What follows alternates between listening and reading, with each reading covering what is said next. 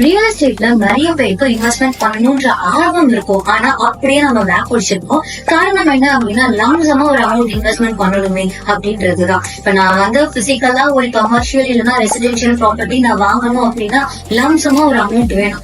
அது கஷ்டமா இருக்கிறதுனால நம்ம அதுக்குள்ள போகாம இருந்திருக்கோம்.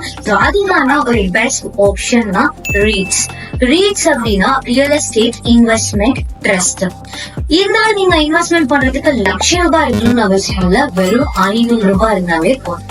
அப்படியா, இதுல எப்படி இன்வெஸ்ட்மெண்ட் பண்றது, ரீட்ஸ் எப்படி ஒர்க் ஆகும் அப்படின்னா, இது ஒரு மியூச்சுவல் ஃபண்ட் மாதிரி தான்.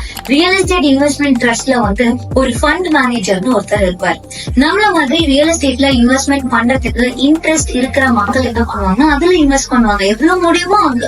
இப்ப என்னால ஒரு 10,000 இன்வெஸ்ட்மெண்ட் பண்ண முடியும். நான் 10,000 போடுறேன். பர்சன் பி ஒரு 20,000 போடுறாரு. பர்சன் சி ஒரு 30,000 போடுறாரு.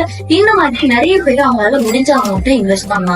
ஃபண்ட் மேனேஜர் என்ன பண்ணுவாருன்னா ஒட்டுமொத்த அமௌண்ட் கையில எடுத்துட்டு அதை போயிட்டு அவரு கமர்ஷியல் இல்லைன்னா ஒரு ரெசிடென்சியல் ப்ராப்பர்ட்டில இன்வெஸ்ட் பண்ணுவாரு. அந்த ஆப்பர்ச்சுனிட்டி எப்படி இருக்கோ அதை வேஸ்ட் பண்ணி அவங்க ஏதோ ஒரு ப்ராப்பர்ட்டில இன்வெஸ்ட்மெண்ட் பண்ணுவாங்க. அதுல வரக்கூடிய ரிட்டர்ன்ஸ் நமக்கு டிவிடெண்டா பே பண்ணுவாங்க. ஃபார் எக்ஸாம்பிள், நான் 10,000 போட்டிருந்தேன். என்னோட ஷேர் ஹோல்டிங் கம்மி. 20,000 போட்டவருக்கு ஷேர் ஹோல்டிங் கொஞ்சம் அதிகம். 30,000 போட்டவருக்கு இன்னும் அதிகம். சோ நம்ம இன்வெஸ்ட்மெண்ட் பண்ண அமௌண்ட்டுக்கு ஏற்ற மாதிரி வர ரிட்டர்ன்ஸ் நமக்கு பிரிச்சு கொடுப்பாங்க. இதுதான் ரீட்ஸோட ஸ்பெஷாலிட்டி. இதுல நீங்க சில ஃபேக்டர்ஸ் பாக்கலாம். முதல்ல, நான் ஏன் ரீட்ஸ்ல இன்வெஸ்ட் பண்ணணும்? ரீட்ஸ்ல நம்ம இன்வெஸ்ட் பண்ணும்போது கம்மியா அமௌண்ட் இன்வெஸ்ட் பண்ணாலே போதும். ரெகுலர் இன்கம், ரெகுலரா நமக்கு ரிட்டர்ன் நம்ம பே பண்ணிட்டே இருப்பாங்க. இதுவே நான் பிசிக்கலா ரியல் எஸ்டேட் பண்றேன் அப்படின்னா இண்டிவிஜுவலா போயிட்டு ஒரு ப்ராப்பர்ட்டியை பார்த்து அதை வாங்கி அதை விற்று அதை மெயின்டைன் பண்ணி அதுல இருந்து ரிட்டர்ன்ஸ் எடுக்கிறது கொஞ்சம் டிஃபிகல்ட் டாஸ்க் தான். Second factor, liquidity. REITs stock மார்க்கெட்ல ட்ரேட் ஆயிட்டு இருக்கு அப்படின்றதுனால எப்ப வேணா வாங்கலாம், எப்ப வேணா விற்கலாம். அதுல உங்களுக்கு தடையே இருக்காது. ஆனா நீங்க பிசிக்கலா ரியல் எஸ்டேட் பண்றீங்கன்னா அந்த என்டையர் ப்ராப்பர்ட்டியுமே ஜஸ்ட் லைக் தட் நம்மளால விற்க முடியாது இல்லையா? சோ பையர் கிடைக்கும். அது ஒரு கஷ்டமும் இருக்கு. Number 3, tax implications. பெருசா ரீட்ஸ்ல டாக்ஸ் அட்வான்டேஜ் எதுவுமே கிடையாது. உங்களுக்கு வரக்கூடிய அந்த டிவிடெண்ட் ரெகுலரா ஏர்ன் பண்றீங்க இல்லையா, அதுக்கு நீங்க டாக்ஸ் பே பண்ணி தான் ஆகணும். இதுவே நான் பிசிக்கலா ரியல் எஸ்டேட் பண்றேன் அப்படின்னா ஒரு ப்ராப்பர்ட்டி வாங்க வச்சு ஏதாவது லோன் அவைல் பண்ணிருந்தேன் அப்படின்னா அதை நீங்க டாக்ஸ் டிடக்ஷன்ல காமிச்சிடலாம். Number 4, property ownership.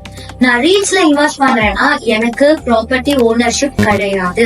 Share holdings எனக்கு இருக்கு, ஆனா அந்த ப்ராப்பர்ட்டியை நான் உரிமை கொண்டாட முடியாது. இதுவே நான் பிசிக்கலா ரியல் எஸ்டேட் பண்றேன் அப்படின்னா ப்ராப்பர்ட்டில அந்த ஃப்ரீடம் நமக்கு இருக்கும். நெக்ஸ்ட் பாத்தீங்கன்னா காஸ்ட் அண்ட் சார்ஜஸ். நான் பிசிக்கலா ரியல் எஸ்டேட் பண்றேன் அப்படின்னா maintenance fee, property tax, water tax அப்படின்னு அதுவே நிறைய சார்ஜஸ் வந்துடும். ரீட்ஸ்ல நம்ம இன்வெஸ்ட்மெண்ட் பண்ணும்போது எந்த சார்ஜஸும் கிடையாது.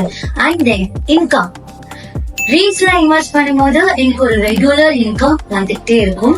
அதுவே நான் பிசிக்கலா ரியல் எஸ்டேட் பண்ணும்போது அந்த ப்ராப்பர்ட்டி ரெண்டட் அவுட் ஆனா மட்டும்தான் எனக்கு ரெகுலர் இன்கம், இல்லைன்னா எனக்கு அதுவும் கிடையாது. Final factor is diversification. இப்ப நான் கமர்ஷியல் பேஸ்டா ஒரு ரீட்ல இன்வெஸ்ட் பண்றேன்னு வச்சுக்கோங்க. அகைன் எனக்கு ஒரு 20,000 30,000 பணம் வருது அப்படின்னா அகைன் நான் ஒரு ரெசிடென்சியல் பேஸ்ட் ரீட்ல நான் இன்வெஸ்ட் பண்ணலாம். டிஃபரெண்ட் ரீட்ஸ்ல நீங்க இன்வெஸ்ட் பண்ணலாம். இன்வெஸ்ட்மெண்ட் அமௌண்ட் கம்மி, எத்தனை ரீட்ஸ் வேணாலும் வாங்கி வச்சுக்கலாம்.